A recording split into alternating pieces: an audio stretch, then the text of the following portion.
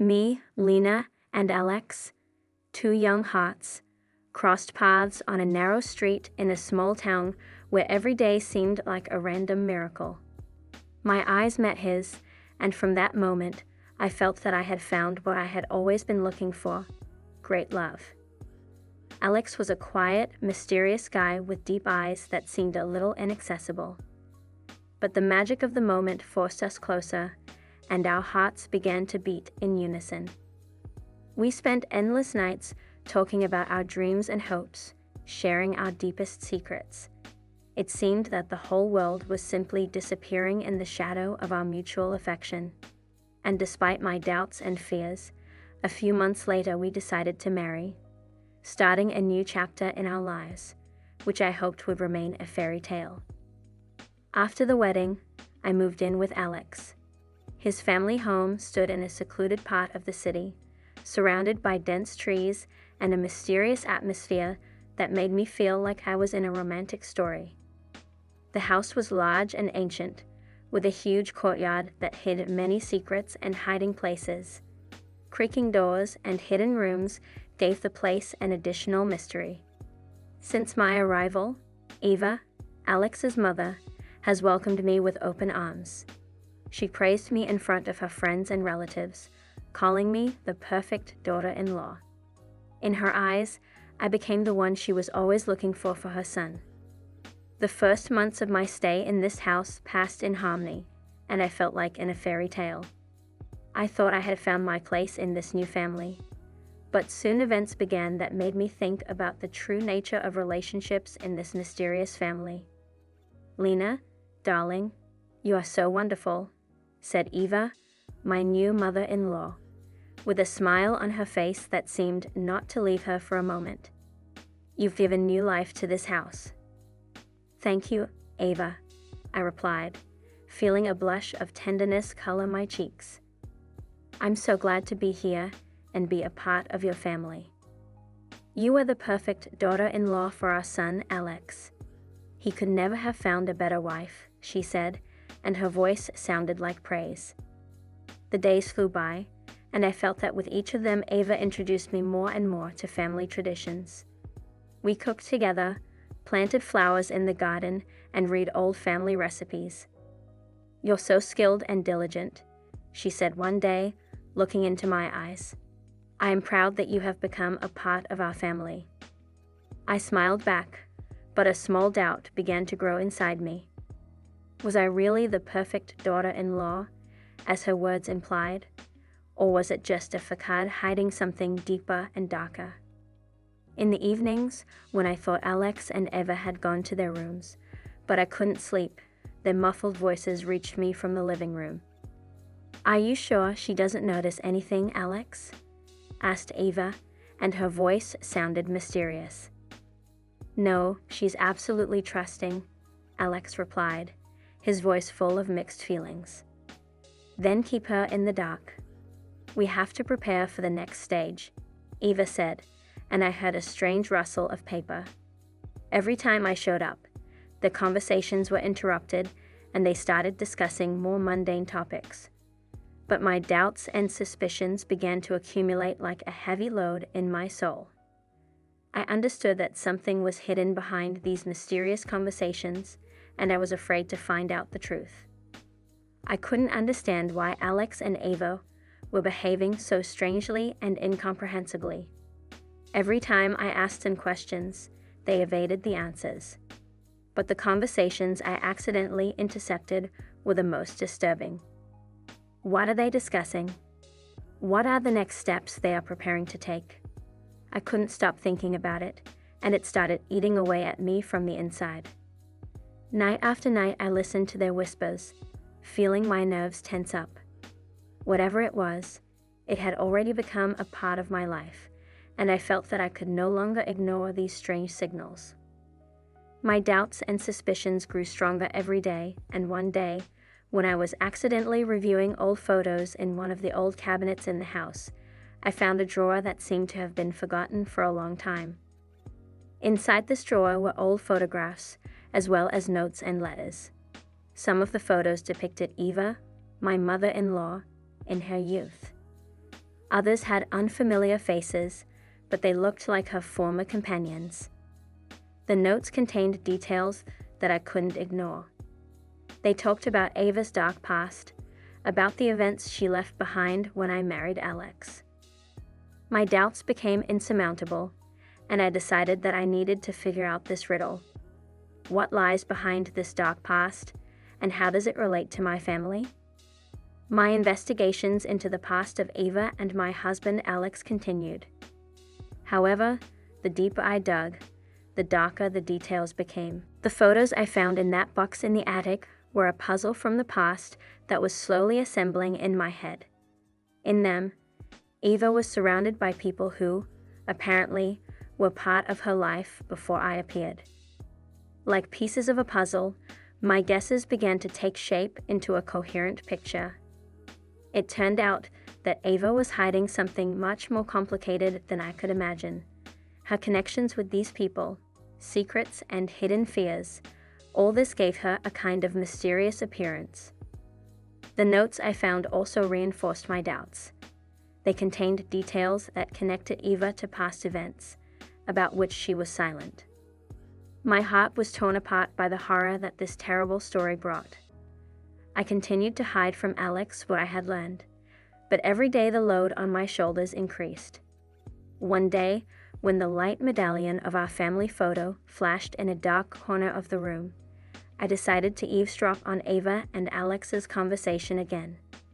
But this time my ears were ready for any news. Their dialogue was cold and insidious. "Do you think she suspected something?" Ava asked.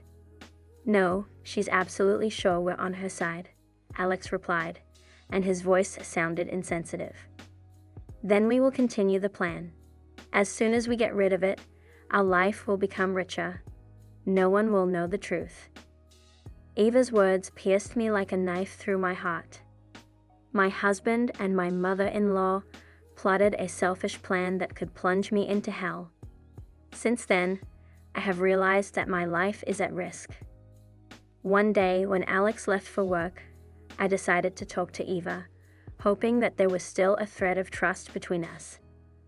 "Ava, we have to have a conversation," I began, barely hiding the anxiety in my voice. She looked at me as if she didn't understand what I was talking about. "What do you mean, Lena? What is it?" she asked, but there was something sinister in her eyes. "I know about your plan," I continued, "a plan to get rid of me and get benefits." Ava froze, as if in a glass tent, and I saw her face turn white with horror. "Do you know everything?" she whispered, and there was something hateful and destructive in her voice. But I wasn't going to let her get away with it. My life and the safety of my child were at stake, and I was ready to do anything to protect what I hold dear. My confrontation with Ava split our family in two. Her piercing gaze was like a knife, and I knew that she was ready to do anything to keep her secrets. "You don't know anything, Lena," she said with emphasis in her voice. "You'll hurt yourself and Alex if you try to figure something out." "I'm ready to find out the truth, Ava," I replied with determination. "My life and my child's life are at stake." Alex began to appear and disappear like a shadow in our own lives.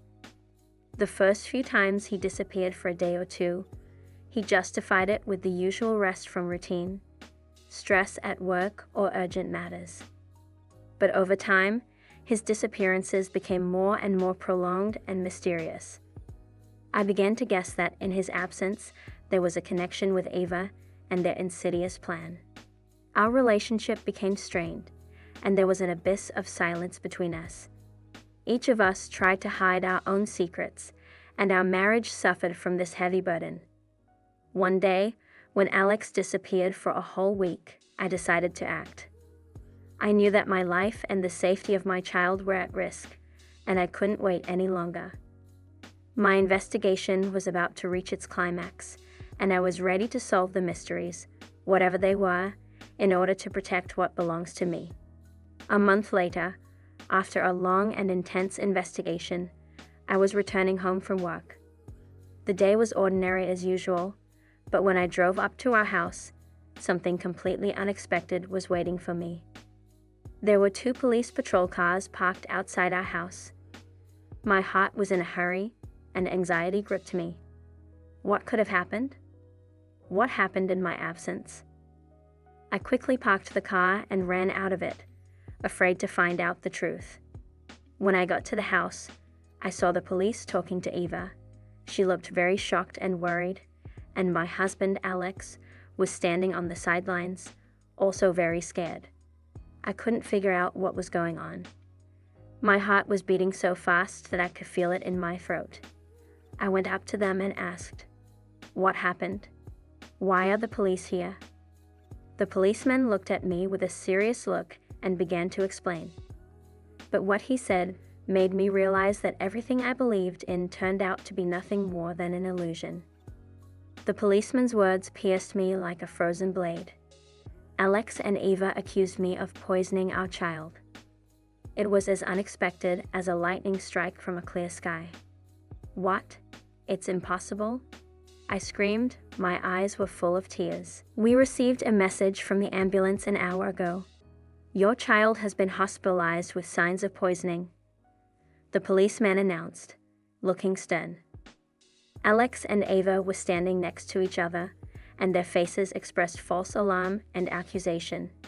My knees buckled, and I felt the world crumbling around me. "Are you accusing me? It's impossible. I would never harm my child," I shouted, trying to defend my innocence. But the charges were serious, and the police began collecting evidence. The policeman demanded that I go with him.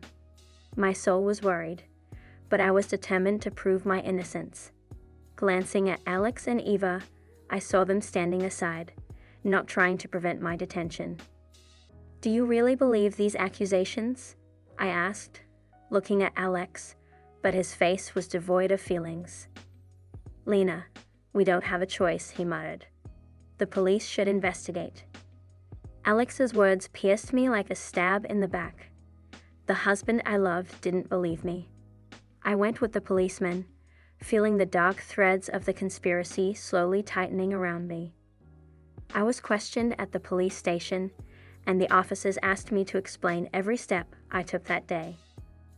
I answered all the questions honestly and with firm confidence in my innocence. The interrogation at the police station turned out to be long and stressful.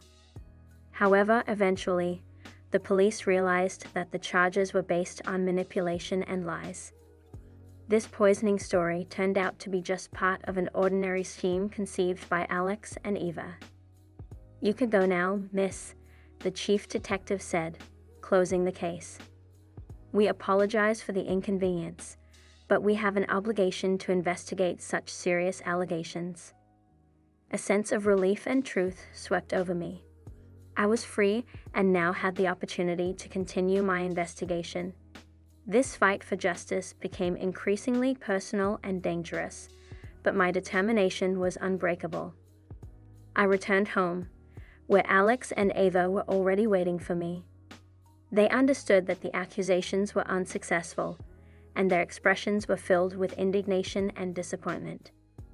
The police came back the next day, but this time it wasn't for me. Ava and Alex were accused of intentionally causing harm for money.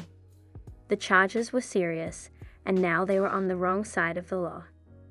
My determination to continue the investigation and find the truth was justified. It turned out that Alex and Ava really conceived an insidious plan to get rid of me and get benefits. Their selfish motives were exposed, and they became responsible for their actions.